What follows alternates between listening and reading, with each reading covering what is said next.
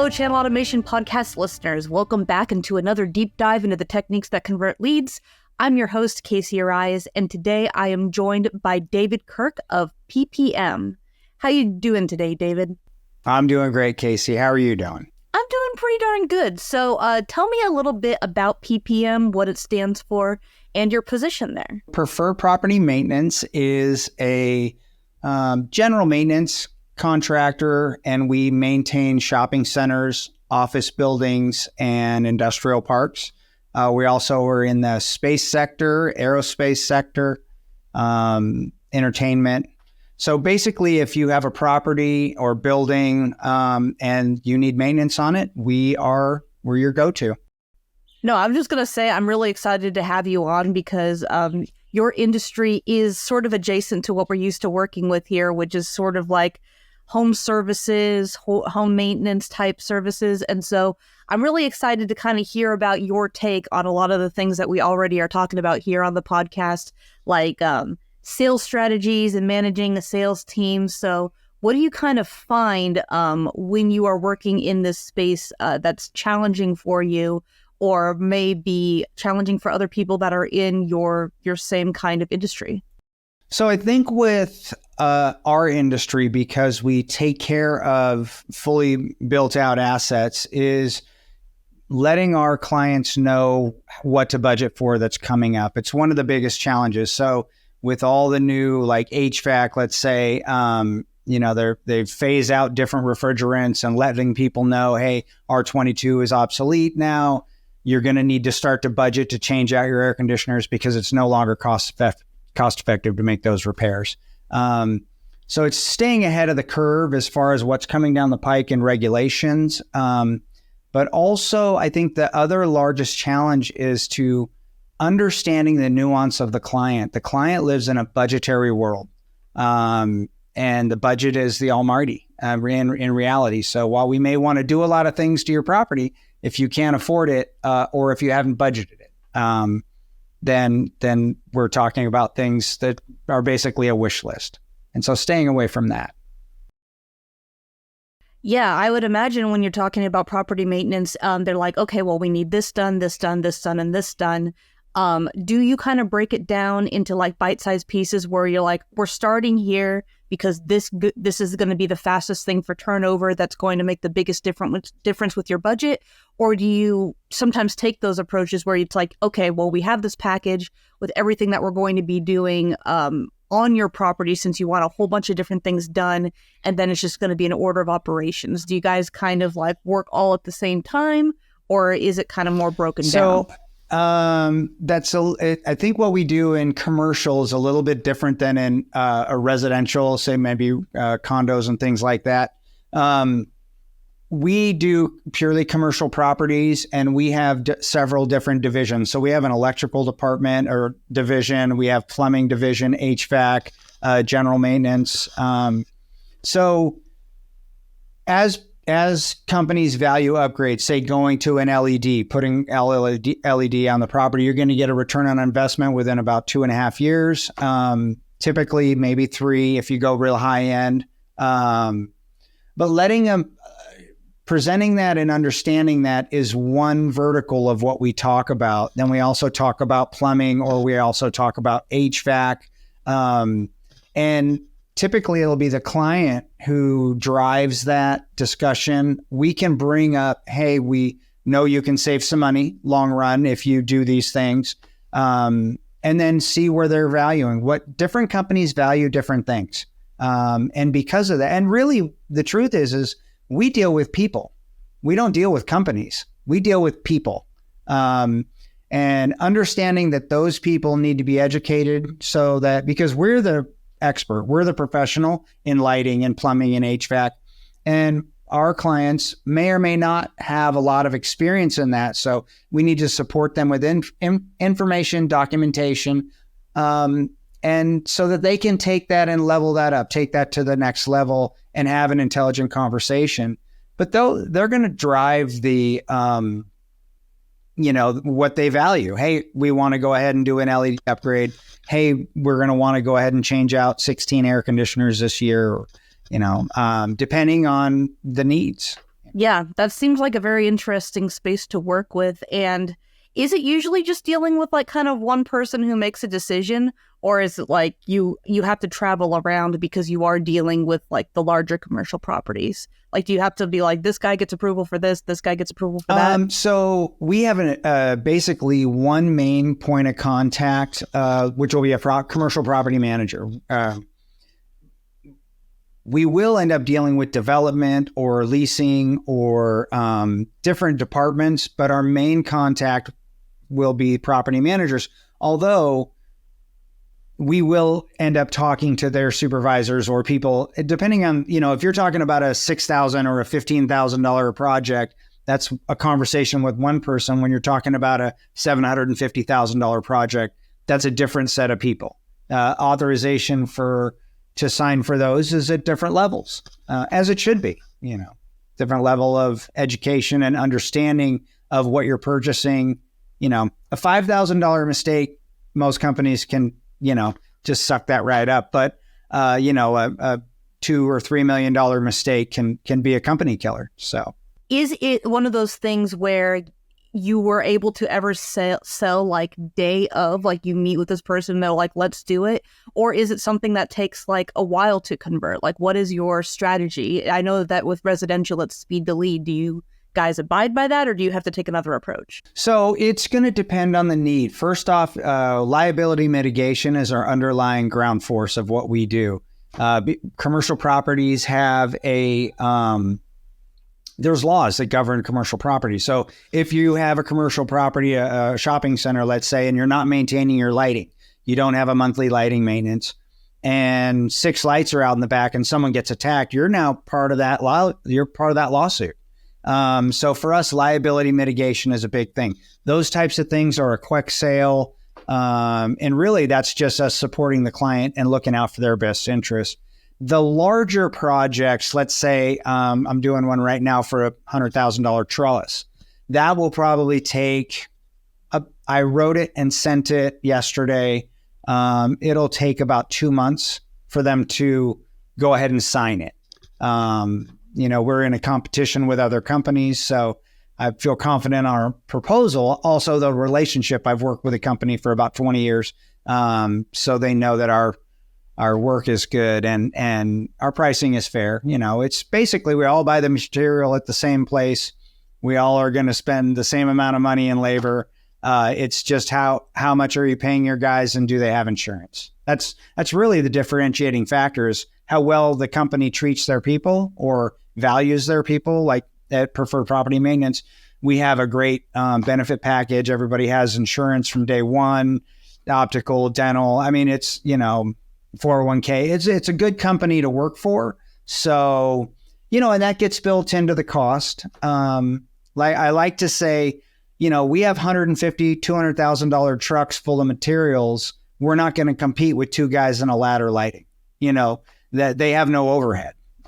So, every company has to take a look at one company's are actually their clients. If 2 guys in a ladder lighting is what you want to pay for, that's what you're going to get.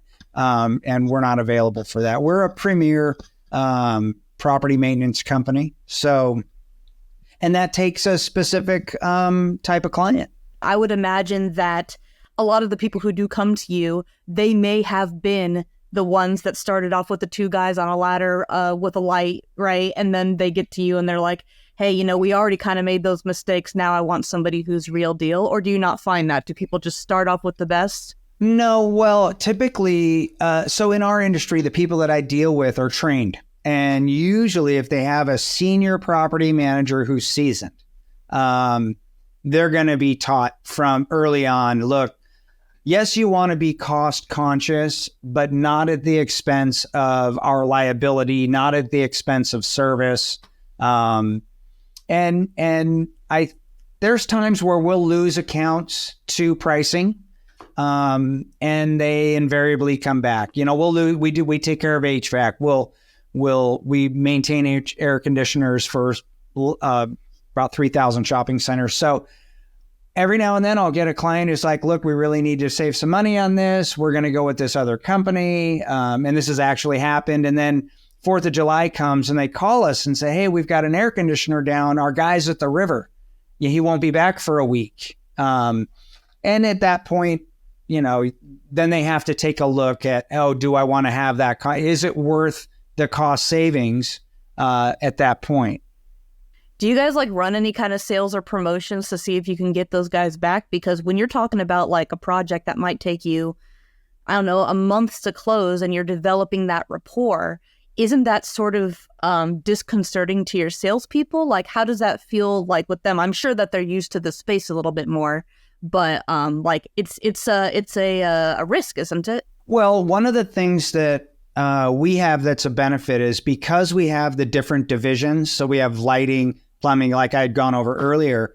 We do so many different things that if for that example of the air conditioning that we lost due to some pricing for the maintenance, we still continue to do their lighting, their sewer jetting, emergency response, fire sprinklers. We were still doing that. So when the HVAC situation came around in July, it was August when they signed back up. Now, it takes 30 days to cancel, so they'd put in their 30-day cancellation and then started up with us at that time, And look, we can't begrudge people for doing their job, and everyone has a fiduciary responsibility to their ownership or to their clients, whoever they're contracted with. And we understand that. It just costs a specific amount of money to do maintenance. We actually break even on maintenance. We don't make a lot of money on maintenance at all. We do maintenance so that we're who you call when you have a real problem. That's our business model. That you can tell is a client-centered business rather than the other way around, where you're looking at people with dollar signs in your eyes. No, yeah, that's right from the beginning. The old owner of the company, who was my mentor, I've been here 20 years. His theory was we establish relationships, we nurture the relationship, we have some give and take, and we work with them until we retire individually. So my name's David Kirk. I work with PPM. If for some reason I was to leave PPM, I'm going to still know those people. I'm going to retire here. But it's that relationship and knowing that we're dealing with people and individuals. We're not dealing with companies. We are, but we're really not. There is no company that's just all AI yet, although it may happen, at some point. Yeah, I don't know if a company run completely by AI would be continuously successful, at least with the current understanding that we have of AI. Is AI present in your space? Is there a use for it? Because I know that a lot of it is developing those experiences with those people. Because, the buildings don't have a heartbeat. Companies don't have a heartbeat, right? And so is AI or automation, what is the place of it there? Is it going to be for continuous contact, or where would that even sit? Well, we're utilizing AI in a way that we do a continuous contact. Our clients can reach out in several different ways. They'll end up talking to the chatbots, and the chatbot does a lot of the homework. Hey, can you send me a photo of the problem? And then that'll come to a salesperson or an estimator. Or can you describe your problem? Do you want to meet in person? Do you want to meet on site? Would you like to set up a 15-minute Zoom call? What would you like to do? We're very client centered. It's client focused. Since we deal with so many different people, there's people who love Zoom meetings and there's people who will not schedule one. Great, no problem. If you say to the chatbot, I definitely don't want to have a Zoom meeting, the sales force or salespeople or myself or whoever, they just know we need to schedule we'll come to your office or we'll meet you on the property or let's go to lunch. Let's talk about it. Let's see what you need. Is it an immediate need that needs to be resolved because people can get injured, or are you looking to make a change in a system that you're using? Those are my two real questions. Do we need to get to resolution on a problem today, or are we looking at making a change and taking over your maintenance? And either one's fine. That makes sense. And obviously the ones that endanger people, at least at top level, I mean, I'm not super involved with how this, company owners work, in that big physical space. But I would imagine that it could be challenging to work with those problems where it could put people at risk because something needs to be maintained or fixed. How are you with like instilling that urgency? Or is the client already at that urgent point and they're like, we have to get this done as soon as possible? What do you typically find? If the client brings it to our attention, they understand the urgency. They're like, hey, yeah, they all cry fire. We need this done today. We need it, and then we will definitely respond. At worst case scenario, if it's later in the day and they don't want to approve overtime, we'll at least go out and make it safe, cone it off, do whatever we need to do to make sure no one can get injured. Because again, really it's liability mitigation in that situation. You're just trying to make sure that our client isn't, first of all, their client, whoever's on the shopping center or whatever, isn't going to be injured. Let's start with the human factor. We don't want anybody to get injured.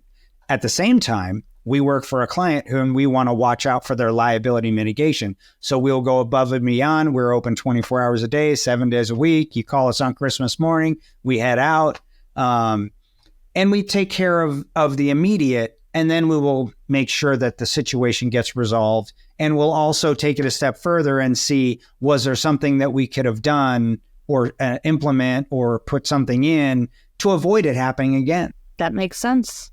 And when you are talking about liability mitigation, I mean, on our end, we're talking about more of restrictions that are put on people contacting individual leads. I know that doesn't really apply to you, but when you're talking about liability mitigation, how does that translate over to talking to the client about it? Do you give them resources? You're like, I am the guy. I know everything that you need to know in order to make sure that you are safe and protected as a company. Like, what is your source for that? What I do say is I've been at this for 20 years and I work for a company that's been doing it for 38 years. So we have a good set of eyes when we're out on the property. All of our technicians are trained to look, like our electricians are trained to look for rebar sticking out of the car stops while they're on the property. We cross-train. You figure our lighting technicians are on a property once a month. We're at least going out, we're checking the lights are on, we're making sure everything's good. But while they're there, they're looking for other things that may create liability. Now, if it's an immediate situation, let's say the client calls and says, hey, we've got exposed wires and you've got 480 electricity going through those wires. We need to handle that today before a child walks up or anyone, a homeless person wants to plug in for phone charging, anything. Anybody grabs those wires once they're lit, it's a problem. So, making sure that we're taking care of that kind of liability mitigation, immediate need. Of course, the looking forward to things that are deteriorating. Hey, you've got some tree root pushing up some concrete. It's going to be a problem in the future. It's getting to be over a half an inch, and a half an inch is an actual it's a break-off point on what makes a trip and fall hazard. So, and also looking at jobs that other people have done. So if an asphalt company, which we do asphalt, but if another asphalt company comes and just does an overlay and brings your curb down to a very short curb, now you have a trip hazard going into a drive aisle. And so we need to bring that to their attention. And it's that kind of thing that we specialize in. We're not the only one, but we're one of the best. Well, I'm learning a lot about it because, living in California, especially, which we're both on the West Coast, just for the people listening, we are both on the West Coast, and we live in a desert that also has a coastline. And so there's a lot of fluctuating humidity, temperature, and then there's also really, really dense population. Yes. And so there's a lot of people walking around all the time, which that's why I'm asking so much about, like, how do you manage all of that? Because I can't imagine being where we are right now. I mean, I guess you always have work because, like, I always see, like, asphalt, tree roots, like exactly what you're saying. And you said it was 1.5 inches before it becomes a problem? A half an inch. Well, wow. I see them sticking up like 6 inches half the time out of the sidewalk. Those are on city streets, and cities just don't seem to have, I don't know what their deal is. I don't know why they don't solve that problem. It doesn't make any sense to me. I guess it's probably money and resources like everyone else. But it just leaves you so open to liability. Do you have to like work around like city restrictions and stuff when you go into these like larger kind of strip mall, working with those kind of areas? Like, do you have to be like, hey, I want to maintain this, but I need to have a permit from the city? I imagine like you have to kind of juggle those. Depending on the type of project that you have, cities like to make their money. We also work for cities and counties. But you, depending on the situation, if you're going to replace a small piece of concrete that's already flat work, there's nobody really going to say anything. If anything, they'll be like, oh, wow, you made our lives easier. Thanks. We only work for people that pay us. So if it's a city sidewalk, we're not changing that unless the city's going to pay us to do it. But they have their own, typically they have their own, although they do sub some stuff out. But so we do it on private property. And so depending on if it's something like changing an air conditioner, typically you need to get permits. You don't always get permits, but you typically want to get permits. Let's just say that since I'm on a podcast. I was about to say, I'm like, okay, well, now I'm learning the inside knowledge here. The truth is, if you're doing like for like, and what we do is for example, if we're changing out an air conditioner, a 3-ton unit, which is not how heavy it is, that's how much air it puts out. The newer units are lighter than the older units. So your only real concern is structural. I'm going to take this one off and put this one on. Is it heavier? And if it is the structure built to handle that weight? But new units are lighter everything gets lighter and lighter. So the newer units are lighter. So really, you're not risking anything but typically you should get permits. Let me just say that. That makes sense. I can just imagine like when things start like, hey, I'm on a private property and my tree is going into the wires or something like that.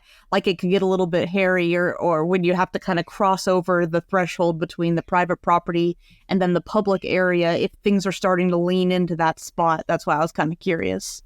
Yeah. So if a private property tree is getting into a public power line, you just call the power company and they'll come take care of that because that's a fire hazard. Yeah, exactly. And they will maintain especially here in California, as you know, we do rolling blackouts to turn power off during windy times so that the trees don't catch on fire. Yeah, the reason I'm bringing it up is because I look out my window and I can see this tree that is getting into the power lines. And I think about it all the time. I'm like, I really hope my house doesn't catch on fire at some point. It's not our tree, though.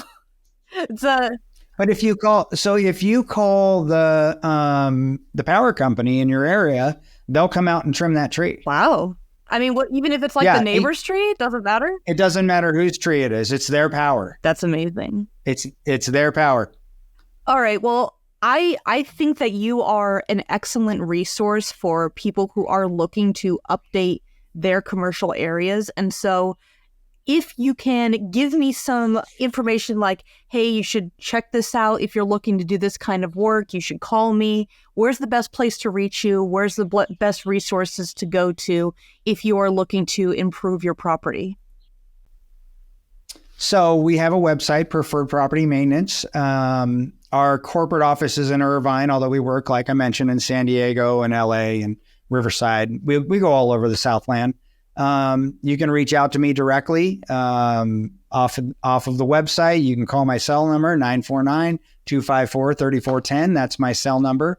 If I don't answer, it's because I'm the VP of sales, so I'm in meetings at times.